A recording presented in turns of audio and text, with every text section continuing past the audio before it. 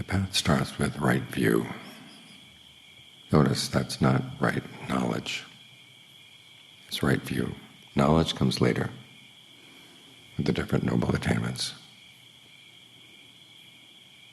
But with right view, the Buddha is letting you borrow some of his insight, borrow some of his knowledge, and take it on as a working hypothesis.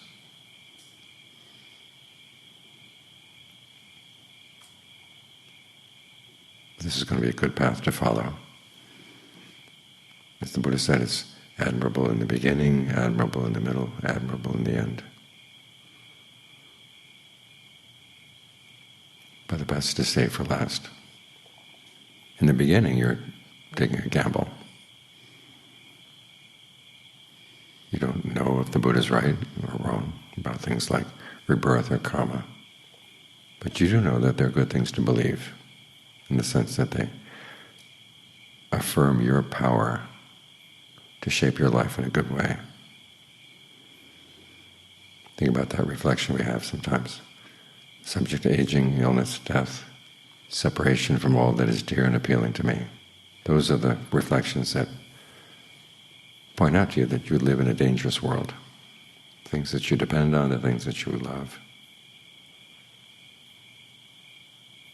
are going to be taken from you someday. So what have you got? You've got your actions, and your actions can make a difference. Whatever I do, for good or for evil, to that will I full heir. That's affirming your agency, that the choices you make are your choices, and that they will make a difference. That's good to believe, because if you believe otherwise, that your actions have no meaning, or you're not really responsible for them, you're left defenseless.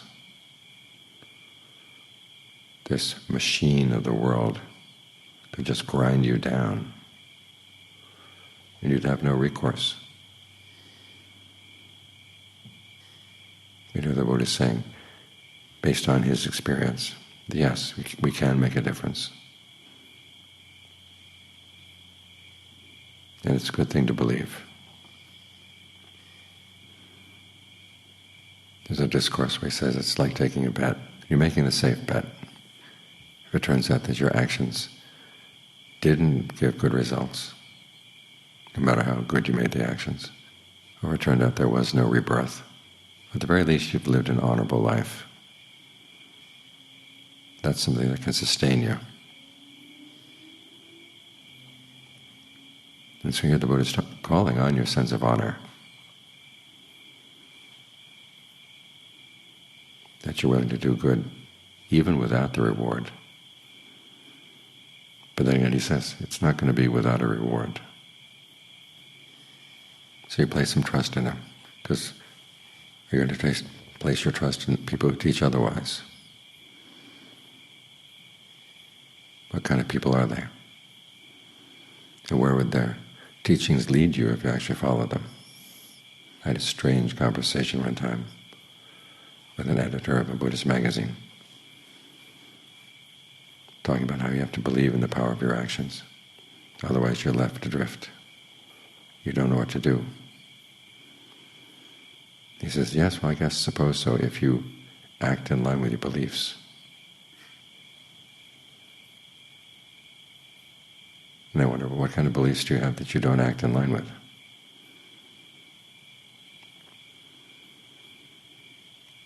So you realize there are a lot of things you don't know in life. The Buddha can't prove karma to you, he can't prove rebirth. But he does offer a pragmatic reason for adopting these views as right views, because you behave in a better way and you behave in a safer way.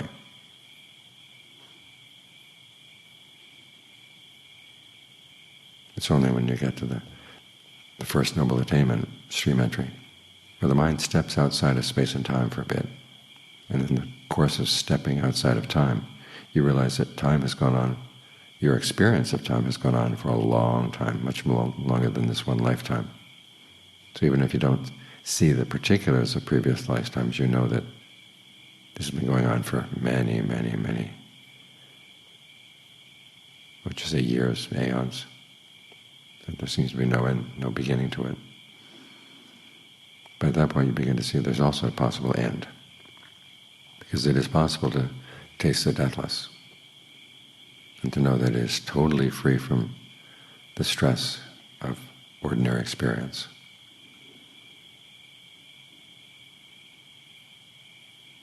That's when you can begin to say that you begin to know. It's also the point in the practice where the Buddha says you actually begin your training. By that point you've developed confirmed confidence in the Buddha. That what he says on these topics is right. Because on the other hand, you also know that it was through your own efforts that you got to that experience. Through your choices in the moment where you have no intention at all, and things open up. That was through your own discernment. So once you had these things confirmed, okay, then you're really on the path. Prior to that point, you're on for a bit, and then you're off, and then you're on again, off again. You try to make it on as much as you can.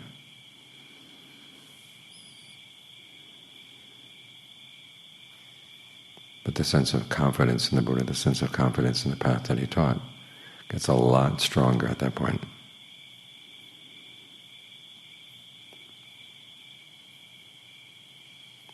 So people haven't had that experience yet. They're making attempts at training, but they're not really in training.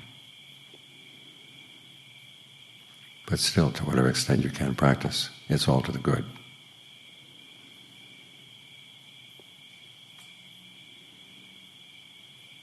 The Buddha keeps making reference to animals that have been tamed and trained, how much more they can do than if they haven't been trained.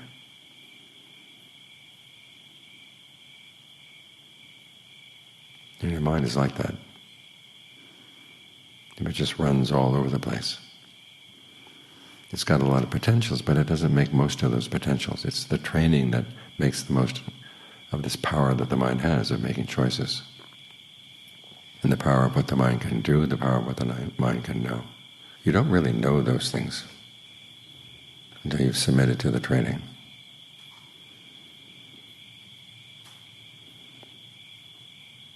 As the Buddha says, just in the case of jhana, the things that can be known through the practice of jhana, powers that can be developed through the practice of jhana, are inconceivable. In other words, trying to figure out what a person with that level of concentration can do and can't do. That's inconceivable, to say nothing of the range of a Buddha. Our sense of what the mind can do, what the mind can know, has been greatly limited by our education. We become sensitive to certain things that are useful for the society.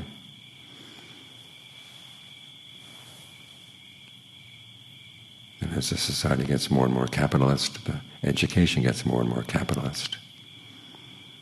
Things like the humanities, religion, just fall to the wayside. The things that are actually good for your mind fall to the wayside. So you get sensitized to the things that are useful for making a living. But the areas that used to be developed for the practice of the mind, training the mind, those again are pretty studied.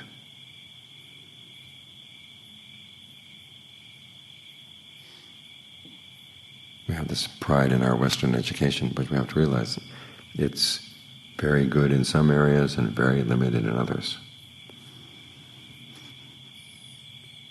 And so our sense of what the mind can do has been stunted in some areas. There was a British academic a while back who was saying that when they talk about concentration in the canon, you have to realize that back in those days they didn't read, so they didn't have the powers of concentration that we have now. So when they're talking about concentration, it's nothing amazing, nothing beyond what we already know, which shows you how ignorant academics can be.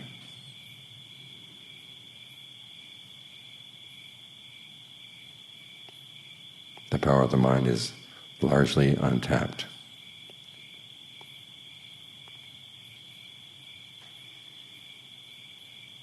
So here we are meditating, assuming that the mind does have some power. After all, if it were just the result of physical events, sitting here and meditating wouldn't make much of a difference. But the fact that you can direct your intentions, direct your acts of attention in a way that can bring stillness, that can bring a sense of ease, sense of well-being, sense of rapture, clarity to the mind. That's because the mind is not just on the receiving end of things. Manobhavangamatama, manaseta, manobhaya. The mind is the forerunner of all experience. It's the mind that's in charge. Things are made by the mind.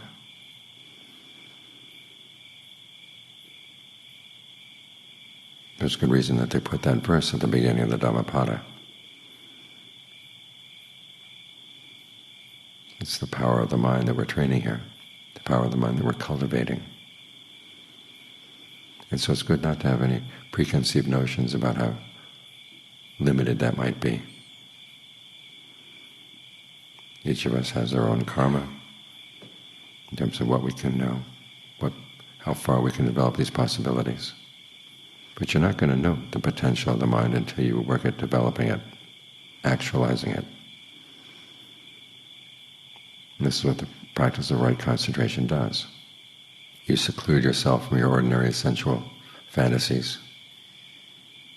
and any unskillful thoughts. And you focus it on one thing. You think about that one thing, i.e. the breath. You work with it so that it gives rise to a sense of ease, a sense of well-being, a sense of refreshment.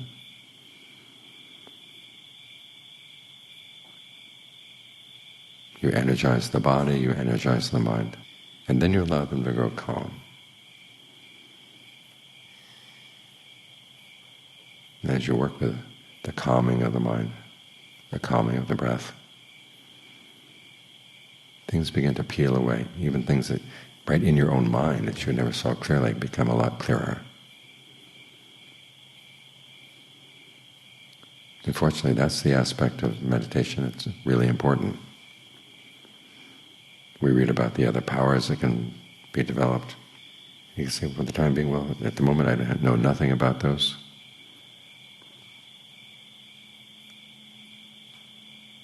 But I do know that the Buddha says I can put an end to suffering. That's something I want to try.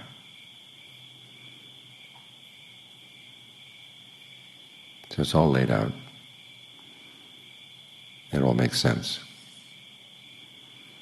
But it requires that we have a sense of how limited we are in our ability to know the Dharma until we've done the Dharma. And how little we know about our minds until we've tried to train them. There are people who give up right at the beginning. They say, well, I can't do this. I'll try to depend on somebody else.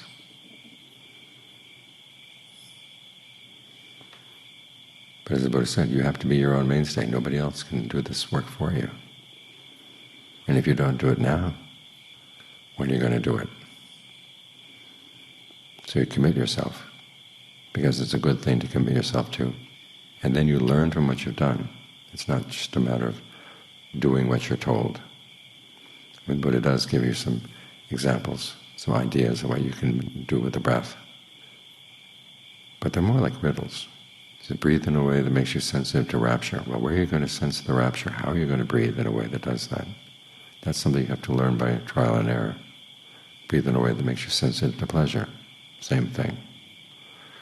Breathe in and out, gladdening the mind, concentrating the mind, releasing the mind. Each of those is a riddle.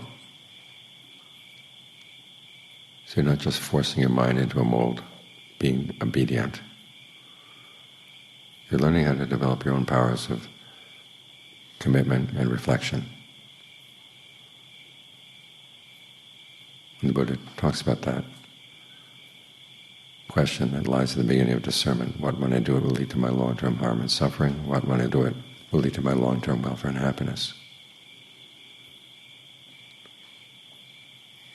There's some places where he gives the answer that you get from other people. Practice generosity, virtue. Develop the qualities of goodwill in the mind. Teaches the precepts for the virtue that he's teaching you. But then there are a lot of areas that are not covered by the precepts and not covered by those 3 answers. And that's where he's saying, this is how you answer those questions yourself. You start by asking them of other people you trust. But then you have to learn how to give the answers yourself. It teaches you how to reflect as you commit yourself to the practice. So it requires your own active participation, your own active training of yourself.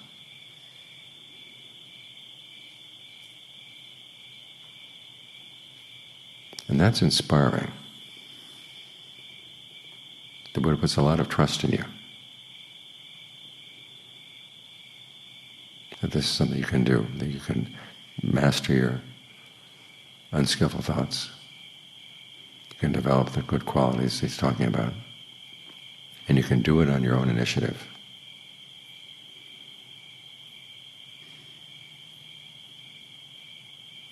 So it's good that he's placed his trust in us, and it feels good to have that trust placed in us. Now it's up to us to live up to that trust.